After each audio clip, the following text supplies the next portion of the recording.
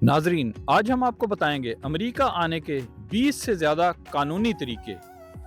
ये ज़रूरी नहीं कि आपका कोई रिश्तेदार अमेरिका में रहता हो।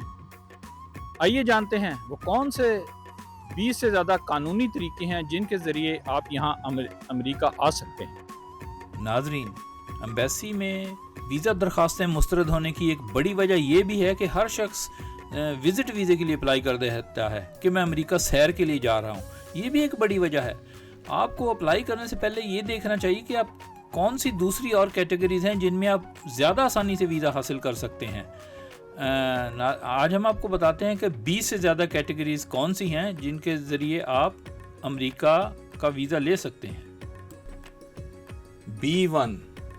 B1 वीज़ा जो है ये बिज़नेस मैनों के लिए है जो साइंटिफिक, एजुकेशनल, प्रोफेशनल या बिज़नेस कॉन्फ्रेंस वगैरह में शिरकत के लिए या अपने कोई माहिदे वगैरह करने के लिए, बिज़नेस के माहिदे करने के लिए, उन पे बातचीत करने के लिए अमेरिका जाना चाहते हों, उन्हें चाहिए कि वो B1 वीज़ा के लिए अप्लाई करें।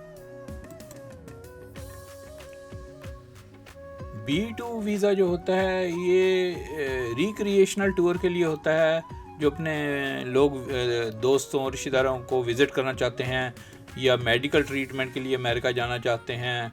और असल में B1 और B2 वीज़ा जो हैं ये कंबाइंड करके ही एम्बेसी इशू कर देती है कि जाएं, विज़िट करें या अपने बिज़नेस के लिए निगोशिएट करें या दोस्तों रिश्तेदारों से मिलें। B1 और B2 को कंबाइंड करके एक ही वीज़ा तौर पर इकट्ठा इशू कर दिया जाता है। H1B वीज़ा, ये जो वीज़ा है ये इसलिए इशू किया जाता है कि आपने अगर कोई अमेरिका में पहले से ही आपको किसी कंपनी ने जॉब वगैरह दे दी है और आप अमेरिका जाना चाहते हैं, आपकी कोई प्रोफेशनल जॉब है जो अमेरिका में पहले से अरेंज हो गई है, तो आप H1B वीज़ा के लिए अप्लाई करते हैं। और ये कैटेगरी है H1B1 की। H1B1 वीज़ा जो है ये भी जॉब का ही वीज़ा है। इसमें आपको कोई कंपनी ऑफ़र करती है नौकरी की तो आप इसके लिए H1B1 वीज़ा ले सकते हैं। लेकिन इसको में अप्लाई करने का वक्त आपको ये मेंशन करना पड़ता है कि आपका अमेरिका में परमानेंट रहने का इरादा नहीं है, आप सिर्फ जॉब के लिए जा रहे हैं और आप ग्रीन कार्ड के लिए अप्लाई नहीं करेंगे। ये फ़र्क है। जो पहले आपको बताया था H1B वीज़ा था, वो भी जॉब का वीज़ा था, ये H1B1 है। H1B और H1B1 में यही फ़र्क है कि H1B1 में आप ये कहते हैं कि मैं ग्रीन कार्ड के लिए अप्लाई नहीं करूँगा, जबकि H1B वीज़ा जो है उसमें आप बाद में ग्रीन कार्ड के लिए भी अप्लाई कर सकते हैं। H2A, नाज़रीन, ये जो वीज़ा है H2A ये ज़रूरी वर्करों के लिए है, सीजनल के लिए। अमेरिकन कानून अलाउ करता है कि जो अमेरिकी एम्प्लॉयर्स हैं वो दूसरे मुल्कों से ज़रूरी अगर अपने ज़रूरी फार्म पे काम करने के लिए वर्करों को ला सकते हैं अगर अमेरिका में ज़रूरी वर्कर्स अवेलेबल ना हो। और शॉर्टेज है यहाँ पर, ज़रूरी वर्कर अक्सरियत अवेलेबल नहीं है, इसलिए जो अमेरिकी एम्प्लॉयर्स हैं ये बेशुमार लोगों को दुनिया से ज़रूरी वर्करों के तौर पर बुलाते हैं। H2A वीज़ा कहलाता है ये। एक वीज़ा है H2B।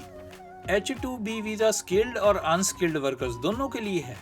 ये उन लोगों के लिए है जो आर्जी तौर पर अमेरिका में किसी सीज़न के लिए काम करने के लिए आ रहे हों और अमेरिका में उनकी यानी शॉर्टेज हो वर्करों की, तो ये H2B वीज़ा इशू किया जाता है और अमेरिका में शॉर्टेज है।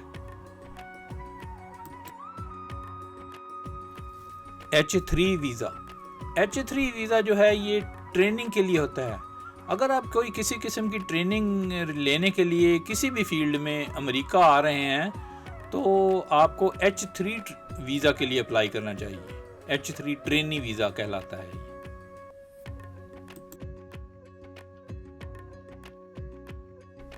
H4 visa.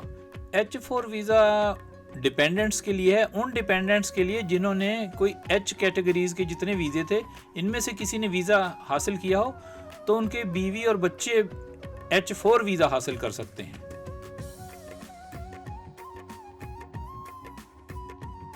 L1 visa.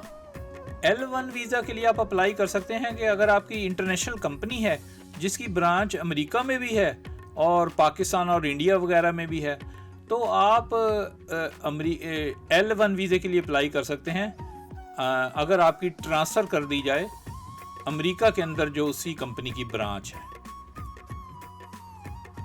L2 visa ये डिपेंडेंट के लिए है जिन्होंने L कैटेगरी का वीज़ा हासिल किया हो। तो जिन्होंने L1 कैटेगरी में वीज़ा यानी उनकी ट्रांसफ़र हुई अमेरिका में ब्रांच में, तो उन्होंने L1 वीज़ा लिया है, तो उनके बीवी बच्चे L2 वीज़ा ले सकते हैं। O visa, class O visa जो है ये उन लोगों को मिलता है जिनमें कोई गैर मामूली काबिलियत हो, साइंस के में, आर्ट्स में, एजुकेशन में, बिज़नेस में, एथलेटिक्स में और एक्स्ट्रा ऑर्डिनरी अचीवमेंट हों फिल्मों वगैरह में, टेलीविज़न में, ड्रामाज में। अगर आप में कोई भी इसी किस्म की काबिलियत है तो आप O वीज़ा के लिए अप्लाई कर सकते हैं।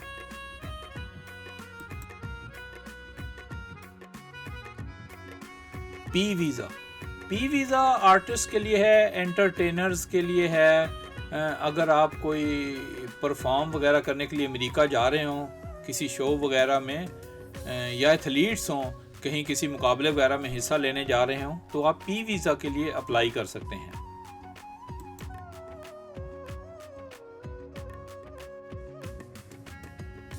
Q वीज़ा, Q वीज़ा है उनके लिए है जो कि शिरकत कर रहे हों जो बैनुल-अक़वामी सकाफ़ती प्रोग्राम होता है, कल्चरल एक्सचेंज प्रोग्राम, उसके तहत ये दिया जाता है। अगर आप अमेरिका में किसी सकाफ़ती मेले में अपने मुल्क की, पाकिस्तान या इंडिया का कल्चर की नुमाइंदगी करना चाहते हैं, ये दिखाना चाहते हैं, तो आप Q वीज़ा के लिए अप्लाई कर सकते हैं। और यूँ आप अमेरिका में आकर अपना कल्चर और अपने कल्चर का स्टॉल लगा सकते हैं, उसका मुज़ाहरा कर सकते हैं, अपना कल्चर अमेरिकी लोगों को दिखा सकते हैं। इसलिए आप Q वीज़ा के लिए अप्लाई करते हैं इसके लिए।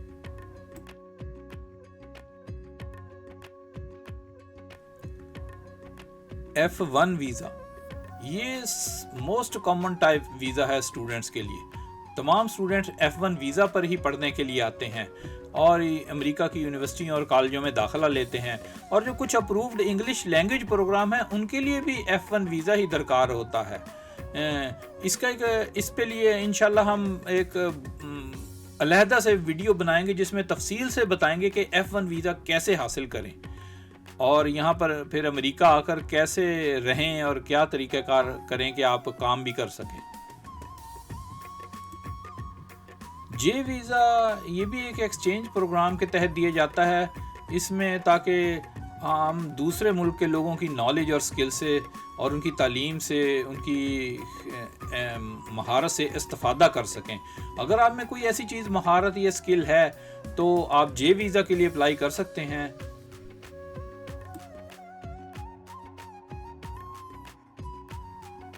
C वीज़ा, C वीज़ा जो है ट्रांजिट वीज़ा है। अगर आप किसी ऐसे मुल्क जा रहे हैं जहां आप समझते हैं कि आप अमेरिका की तरफ से होकर जाएंगे, जैसे आप कनाडा जा रहे हैं या आप मैक्सिको जा रहे हैं, आप समझते हैं कि आप अमेरिका के थ्रू जाएंगे, इस रास्ते से गुजरेंगे, आप ये रास्ता इख्तियार करना चाहते हैं, तो आप C वीज़ा के लिए अप्लाई कर सकते हैं कि मैं कनाडा या मैक्सिको जाते हुए अमेरिका से गुजरूंगा और वहाँ का मुझे ट्रांजिट वीज़ा चाहिए, तो आपको ये C वीज़ा फिर इशू कर दिया जाता है।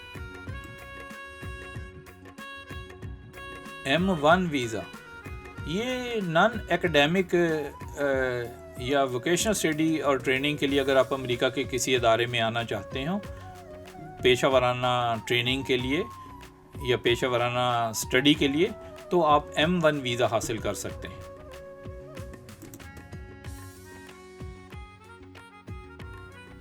D वीज़ा, ये क्रू वीज़ा कहलाता है। ये अगर आप किसी बहरी जहाज़ वगैरह पे या किसी हवाई जहाज़ पे आपकी जॉब है तो आप D वीज़ा के लिए अप्लाई कर सकते हैं। ये बहरी जहाज़ों और हवाई जहाज़ों के अमले को जारी किया जाता है।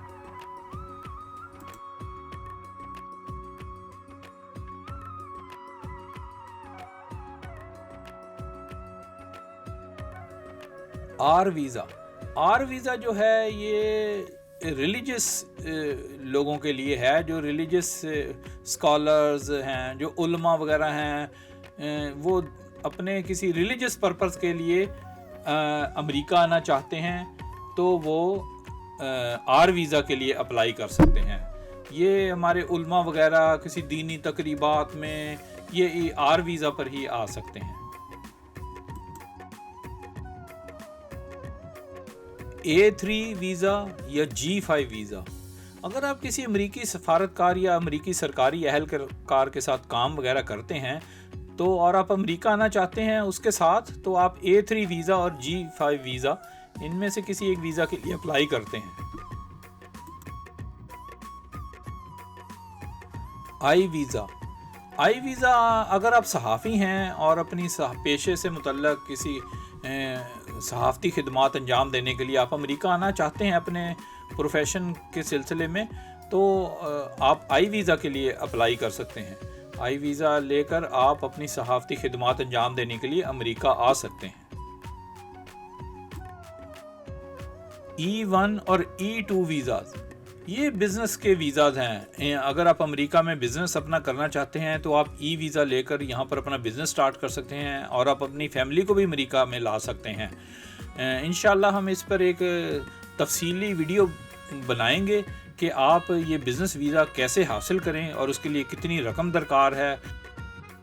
नाज़रीन, ये जो तमाम वीज़ों की किस्में बताई हैं, इनके लिए क्या तरीक़ाकार है, क्या फ़ीस दरकार है, क्या शराइत हैं, इसको जानने के लिए डिस्क्रिप्शन में मैंने लिंक दे दिया है। आप इस पर क्लिक करें तो आप पूरी तफसील आपको वहाँ से मिल जाएगी।